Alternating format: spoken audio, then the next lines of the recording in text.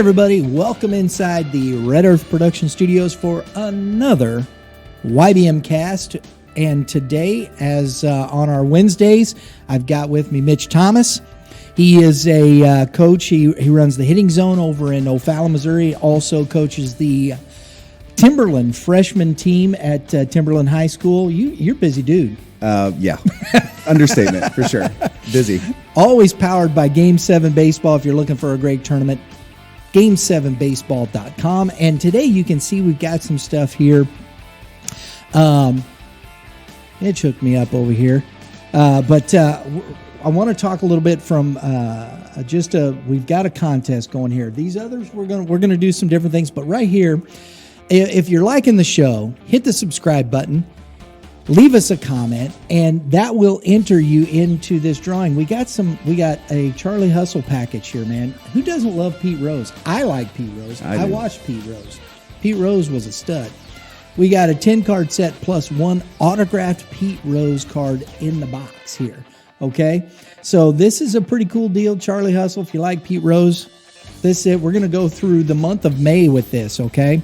So it's starting today. We're going to do this on every show. Leave a comment below. Hit that like button. And we appreciate you watching and supporting. And we're going to give this away courtesy of the fine gentleman, Christopher Staley, over at Show Me Collectibles in O'Fallon, Missouri. Walked in there, man. He's got boxes everywhere. Everywhere. Oh, my gosh. Everywhere. Place was stacked and racked. Oh, man. I think one of the coolest things in there is that he has the old Nintendo and Sega and stuff over there. I don't know if you noticed that, but over to the left. So it brings back a little bit of, I'm 40, it brings back a little bit of my childhood. So, but yeah, it looks like my basement in a retail spot. Chris is awesome, though. He does a great job over there. Yeah, they got all kinds of stuff in there, baseball, basketball, baseball, of course, and we appreciate Chris providing this. Show Me Collectibles if you want to look for some stuff there. But again, hit that like button, leave us a comment. That'll enter you in to win the old Charlie Hustle. We're going to have some packs out at this weekend's Game 7 baseball tournament. It is the Armed Forces Day Classic, so we're looking forward to that. Always love supporting the troops and everything. That's always fun. So a lot of stuff happening. We're going to get into our topic today. We were talking about rosters. We talked about it a little bit on our last show. And, you'd made mention that, you thought some of this, 9 and 10 kid roster stuff in the lower in the youth baseball is not necessarily preparing these kids into high school and college baseball because, you got 20 kids, 28 kids on a 25 on a roster, and all of a sudden you're kind of sitting behind somebody and you're not playing, and it's creating some troubles as we move forward. Yes? Absolutely. And this, these are opinions and things that I haven't experienced. Right? Absolutely. And so, I understand. For me and now being here at the high school level, this is my first season at coaching the high school level as a head coach. And I'm getting those 8th graders now, 9th graders who are used to playing with 10, 11 kids on a roster or maybe bringing in a guest kid to fill a spot, whatever. Right. Now we had 33 kids at our tryouts at freshman ball, and they have to compete. And they're competing for 18 spots. So half the kids are getting cut. And I don't, for me, roster size, I think is more, we need to pay attention to that just a little bit more. And I feel like the biggest reason for that is to compete, to learn to compete. And I think that is probably the most beneficial part of having a larger roster is learning to compete.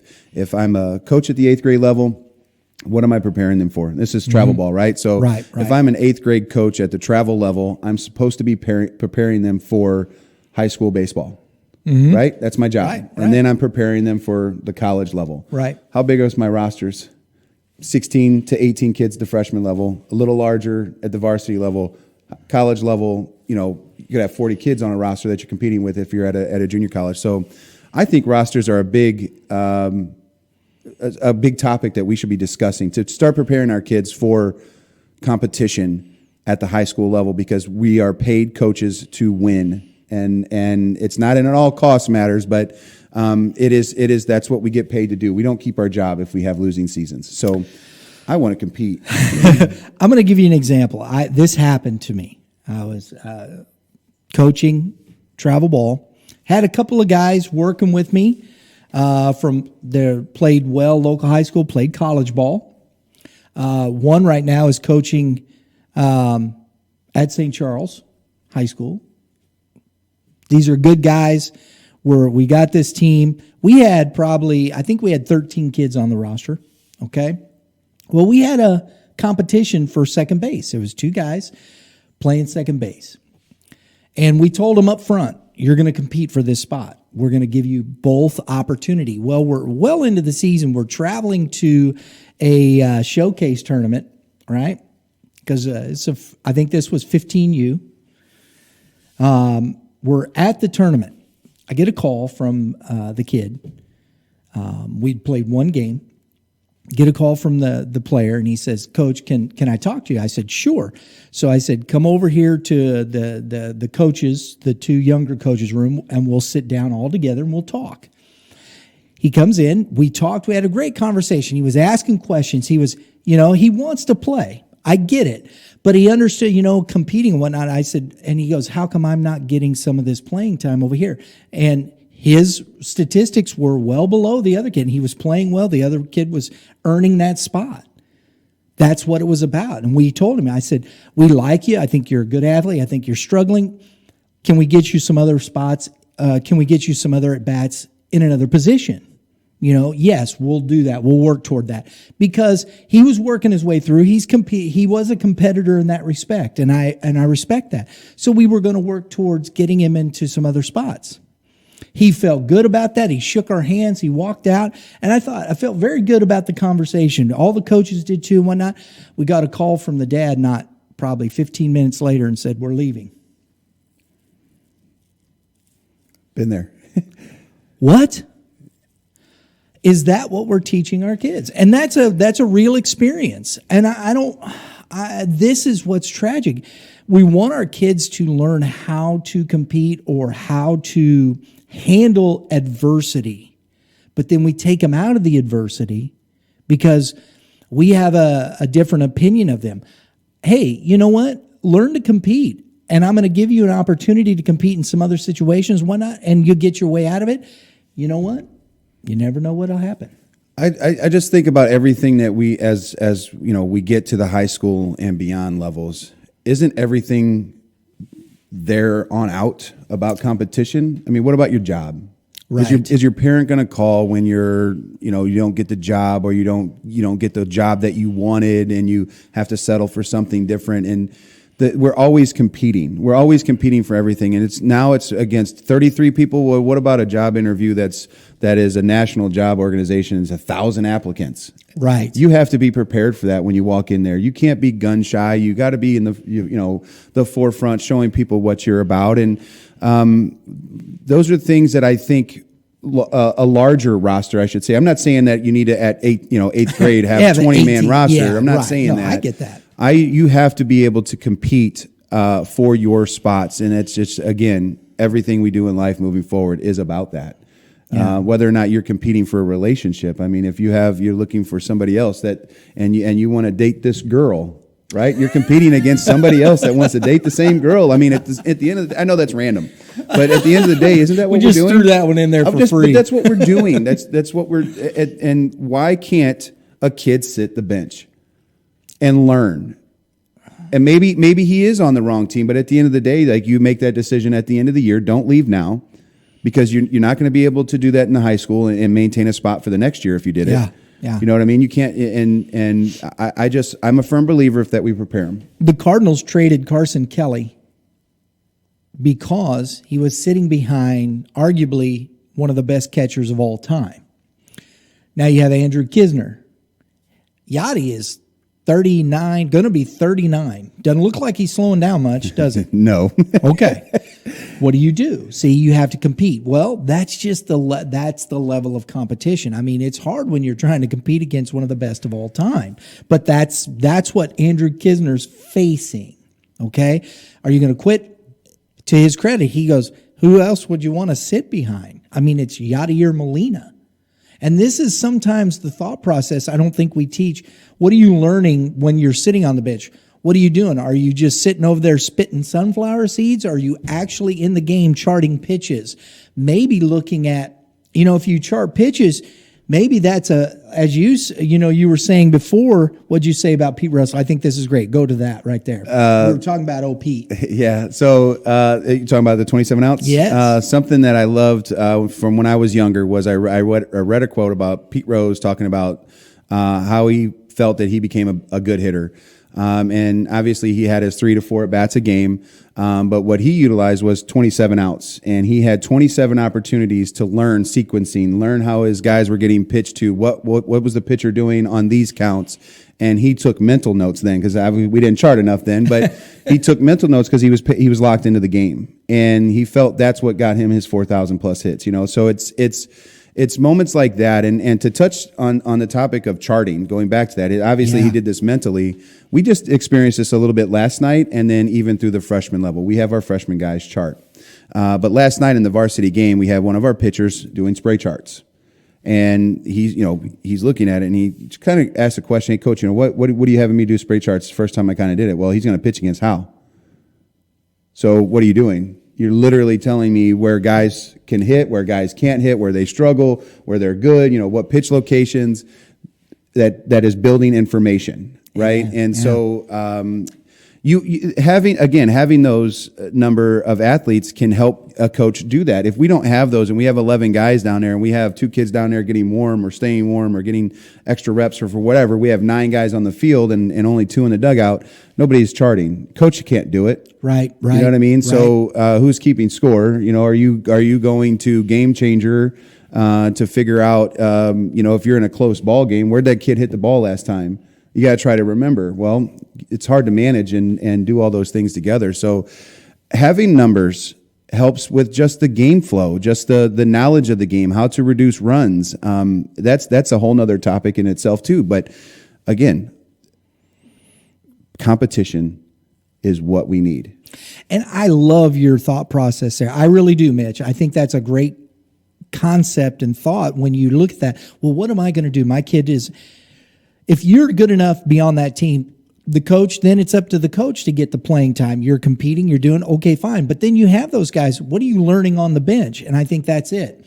Spray charts, charting pitches, understanding the flow of the game, staying in it. Are you watching every at bat? Because you know what? Maybe I'm going to call on you in the 5th inning in a big spot that I want you to go up, because I think you're going to have a better opportunity against this pitcher, even if you're 12 years old. I want you to go and pitch hit. I want to see how you compete coming off the bench in that situation. Are you in the game? Are you prepared? And do we teach a 12-year-old that? That's an interesting one, because I think that's the mark where we start to change as an athlete in general, right? And I do think that 13, 14 age groups are when we start to kind of expand the roster maybe by an athlete every year until we get to maybe that 13, 14 number. I do think 13 or 14 is a great number, but at 12 things start to change, right? And so kids start to get hurt a little bit more as they're growing, or they have growing pains. And why not have a roster of 12 at the 12U level? That way you're not chasing guest players if a kid gets hurt or a parent goes out of town or unexpected things. Now with COVID, you can't, you don't want your kid being sick and you got to go play with 100, fever today. You're not going to go score 63 points in an NBA game anymore when you're sick. So if that mentality has to change for us, because that's where we're at, then why not have a few more?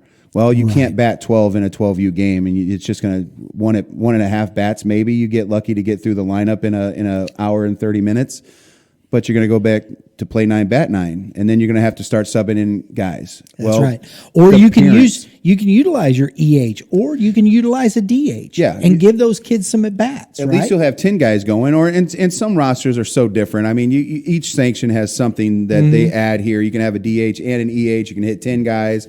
With playing 11th as a pitcher only or something of that nature. And so coaches need to do a really good job of utilizing what sanctions give us. So that's a, it's thing in itself. But again, 12 guys. Why can't we have that so that at 12 years old, if little Jimmy gets sick and he's tired or he's played too much or sun's getting to him.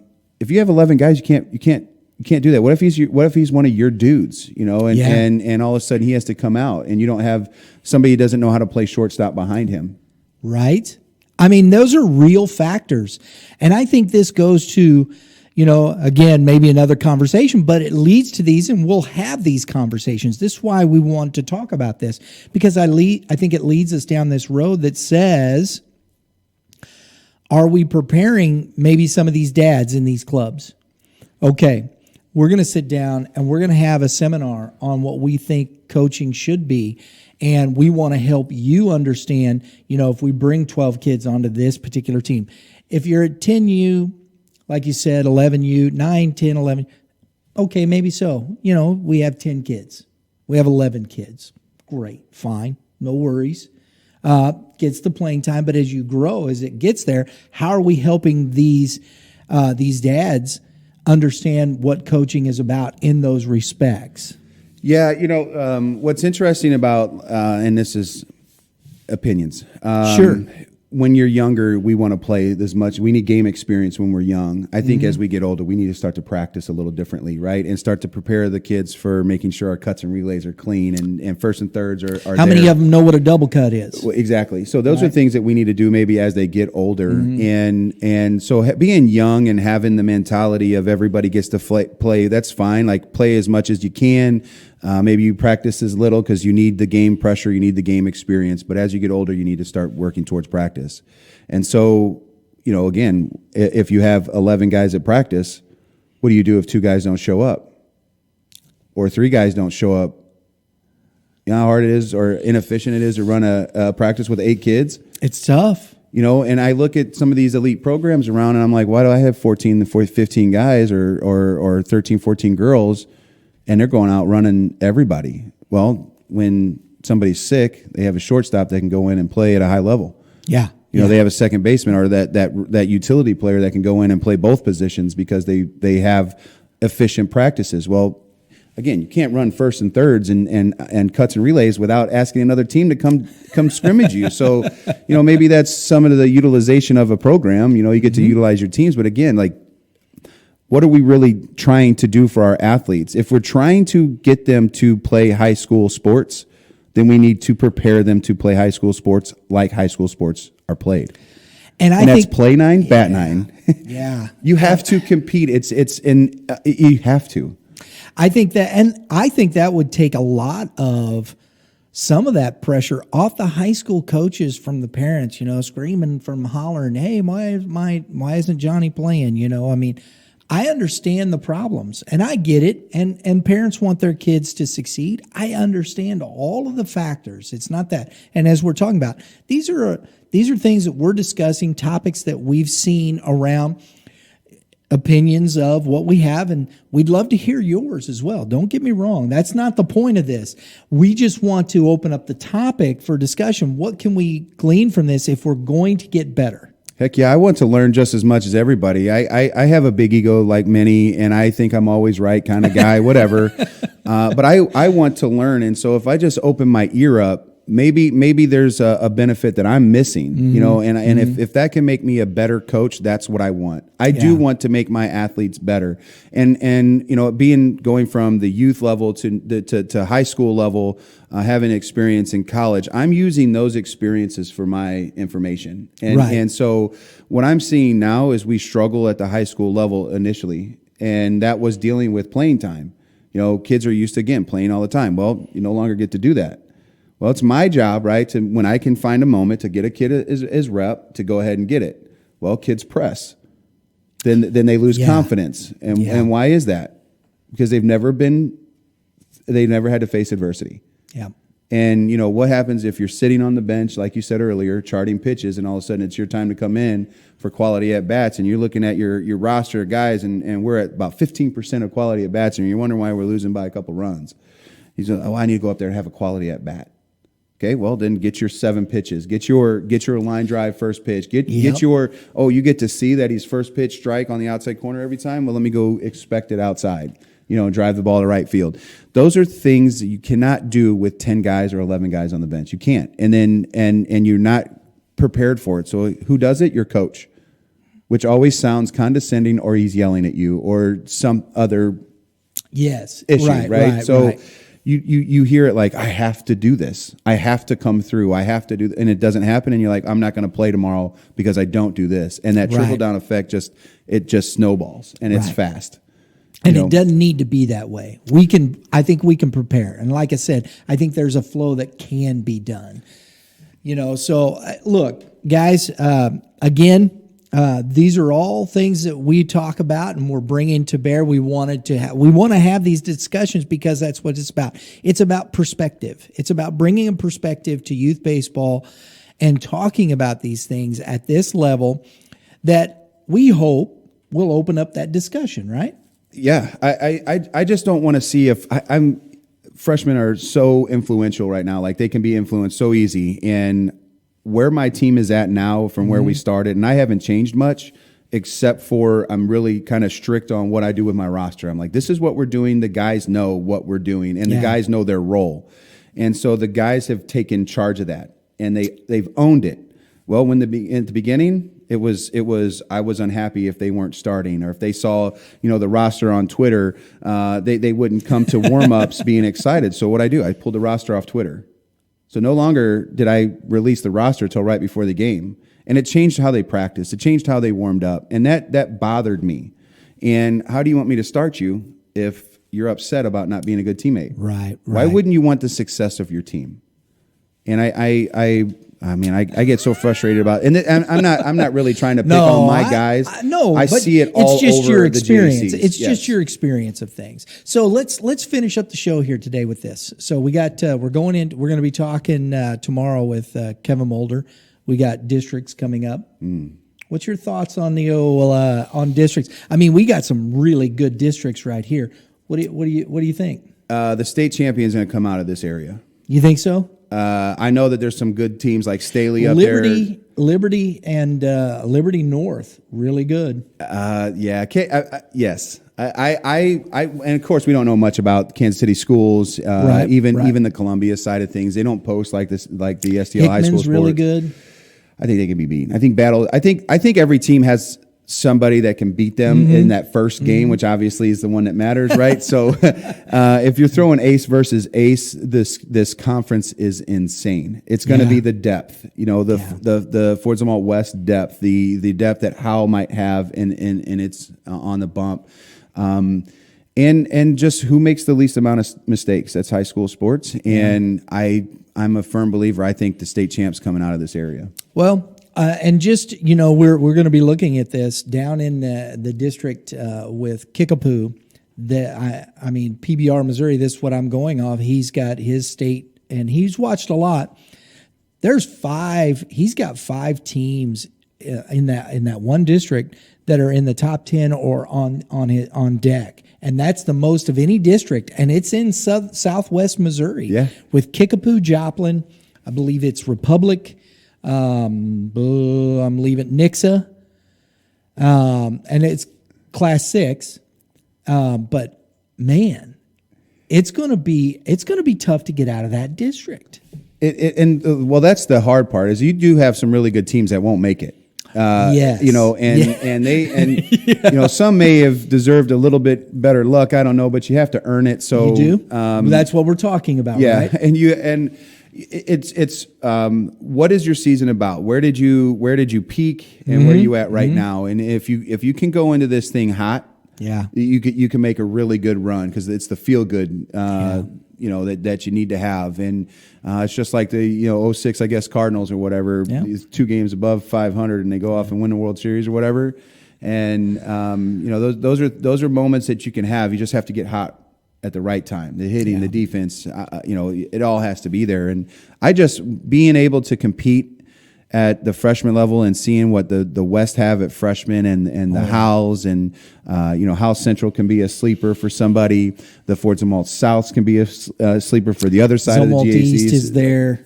East has proven to beat a couple of big pitchers. And St. Charles is good too. St. Charles has, as far as that's Class 5, and they got that one kid, Sam. I'm trying to remember his last name. I do that every time. I forget it, and it's terrible. I'm sorry. West. Look at St. Charles West. St. Charles West, Class 4. They're all really of these good. teams could be just playing at the right times. Because I talk to Nuru all the time over there, and he is just doing a heck of a job. And he's like, man, we could do something. It has to fall in their way, and but you got to get you. And they're going to have a. If I think it's going to end up with them and Dominic, and I think that's going to be a really good fight. it could be fun. Yeah, it could be. It could be real. It could be real fun. I think districts are going to be a lot of fun in this area. It's going to be some great baseball. People need to go out and watch. Yes, especially the 7th and 8th graders. And I know that our freshmen are going to try to support our Timberland. We've done a really good job on creating a little bit of family for our freshman guys. They get excited about watching the varsity level, and they know that they're a couple of years away from being able to even compete with those dudes. But they support them. They're at every home game or whatever. They senior nights. They were there supporting those guys, and so you're starting to see a little bit something different at Timberland, which is going to help us compete with the West in the future. We're still not there. We still don't know how to win like Howell does. We still don't know how to win like West is doing right now, and that's what we want to get to. There you go. we're going to try to get there, but you need to get out and watch the districts because you're going to have guys that throw 90 plus. You're going to have guys that are hitting. We have sophomores that are. Howell's sophomore. Have you seen that kid? Mm-hmm. The tight end. Yeah. Oh my Lord. Norfleet. I don't know how to say his last name, so yes, I guess. He's like, 6'7", 6'8", and 240. And he's not pitching because he's still recovering from the Tommy John. No, he hit shoulder. I thought it was shoulder. Yeah, it is his shoulder. You're right. But he is a man. And he's hitting too. He is a man. I mean, there's some great baseball out there. Go watch. Class 5, Class 6, both of them Class 4. Like I said, St. Charles, St. Don. It's really good stuff, guys. So, hey, Mitch, as always, thank you, sir. Oh, thank you. Guys, if you liked it, again, like I said, hit that subscribe button. It's your first time watching. Like and comment to get yourself entered in to win this 10-card Charlie Hustle pack. Also got an autograph card in there from Show Me Collectibles. Thank you very much. Guys, everybody have a great day in the Lord. All you pitchers, remember, keep throwing strikes. You hitters, hit them where they ain't. And we'll see you next time.